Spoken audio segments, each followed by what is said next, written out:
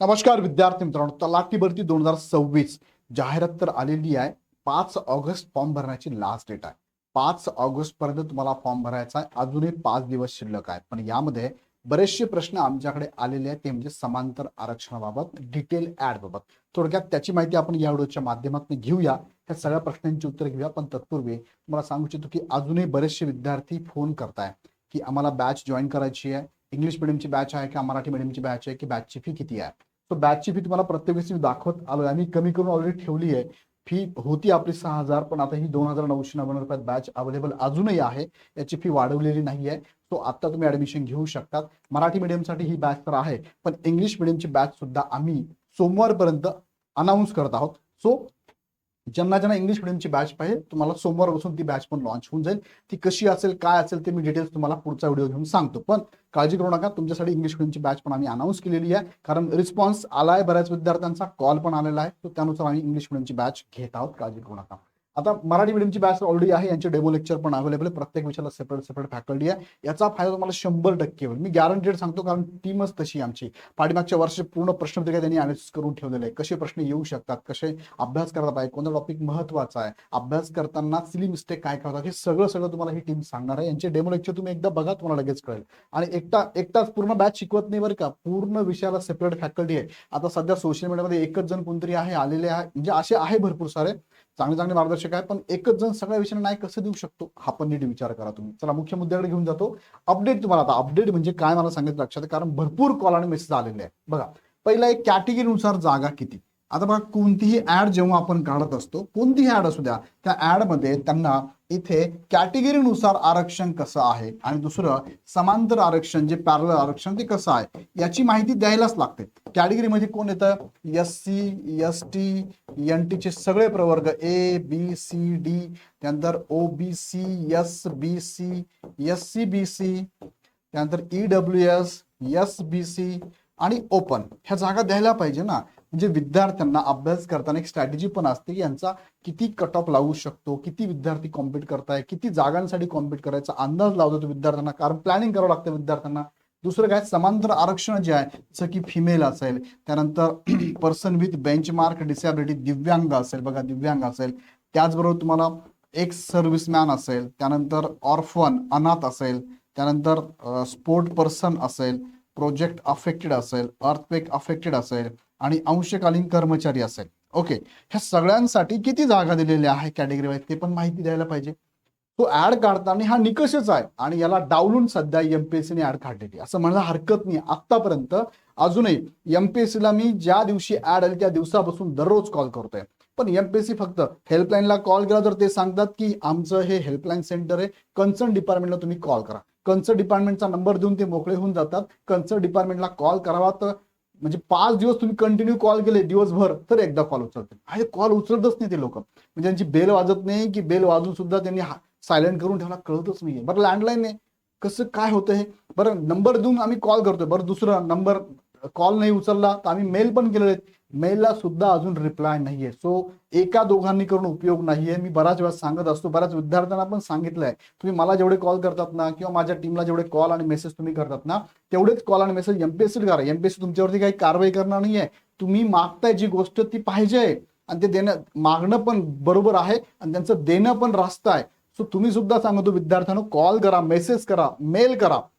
Message तुम्ही त्यांना call करा आणि मेल करा. दररोज कॉल करा, दिवसातनं 10 कॉल करा, काही प्रॉब्लेम. जोपर्यंत तुम्ही ऍड दिली आहे ना, मग डिटेल द्या ना आम्हाला. 5 ऑगस्ट फॉर्म भरण्याची लास्ट डेट, तुम्ही देणार कधी मग. विद्यार्थी, मी नेहमी सांगतो, विद्यार्थी बघा टीचर IBS एक्झाम घेते, एक्झाम सेंटरला 1 सेकंड 2 सेकंड जरी लेट झालं तुम्ही मध्ये घेत नाही. त्या विद्यार्थ्यांनी 6-6 महिने 1-1 वर्ष दिले अभ्यासाला, काय की 5 वर्ष अभ्यास करतात. मग तुम्ही इथे इतकं लेट का करताय.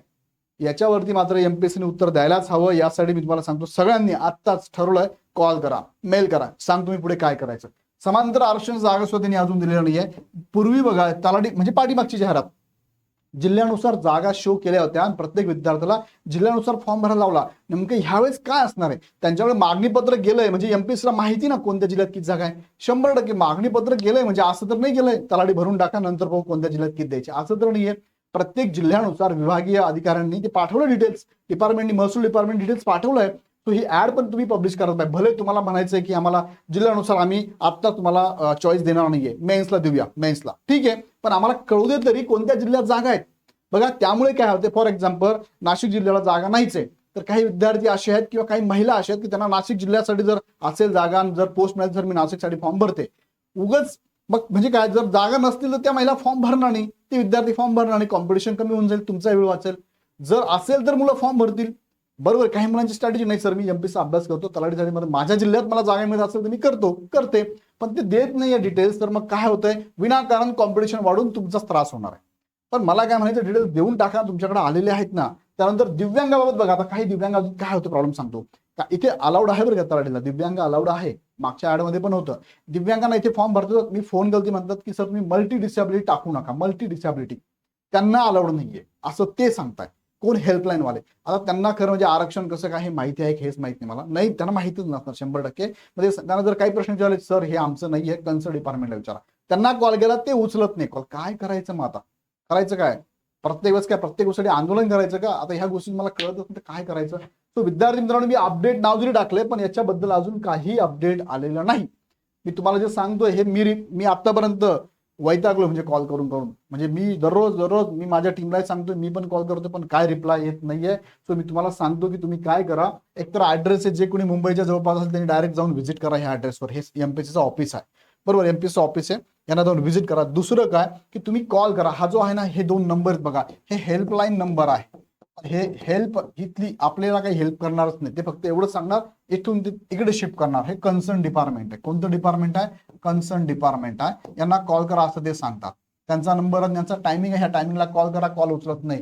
हे लिहून काय उपयोग नाहीये, म्हणजे पाळतच नाहीये. हे जर पाळत नसतील तर इथून हे अधिकारी घडवणारे लोक आहेत, मग हेच नियम पाळत नाही तर अधिकारी घडवणारी ही संस्था आहे, ह्या संस्थेतले हे कर्मचारी जर वेळ पाळत नाही आणि रिप्लाय प्रॉपर देत नाही तर हे अधिकारी आम्ही जे घडू ते कसे बनतील, कसे असतील. मग आम्ही काय तुमच्याकडनं शिकावं, एमपीसीकडनं किती प्रॉम्प्ट ऍक्शन पाहिजे तुमची, किती प्रॉम्प्ट तुम्ही उत्तर द्यायला पाहिजे, किती प्रॉम्प्ट तुम्ही रिप्लाय द्यायला पाहिजे. अजिबात नाही, अजिबातच होत नाहीये. बरं हे म्हणतात तुम्ही कॉल करून कळवा, यांना सांगितलं ते कॉल उचलत नाही, तुम्ही इंटरनली त्यांना कळवा ना. हे म्हणतात सर हे आमचं नाही आहे डिपार्टमेंट, ते वेगळं डिपार्टमेंट आहे. अरे एमपीसी आहेत ना सगळे, तुम्ही इंटरनली कळवा, ते कॉल उचलत नाही, रिप्लाय देत नाही. मेल करा, हे बघा मेल ईमेल आयडी सपोर्ट, एमपीसीला सपोर्ट म्हणून याला मेल करा, सेक्रेटरीचा मेल आयडी यांना पण मेल करा, दोघांनाही मेल करा, दोघांनी मेल. हा मेल आयडी काय, contact-secretary@mpsc.gov.in, हा काय आहे, support-online@mpsc.gov.in, यांना मेल कराच, त्याशिवाय होणार नाही. मेल काय करा की तलाठी भरती जाहिरात आलेली आहे, या संदर्भात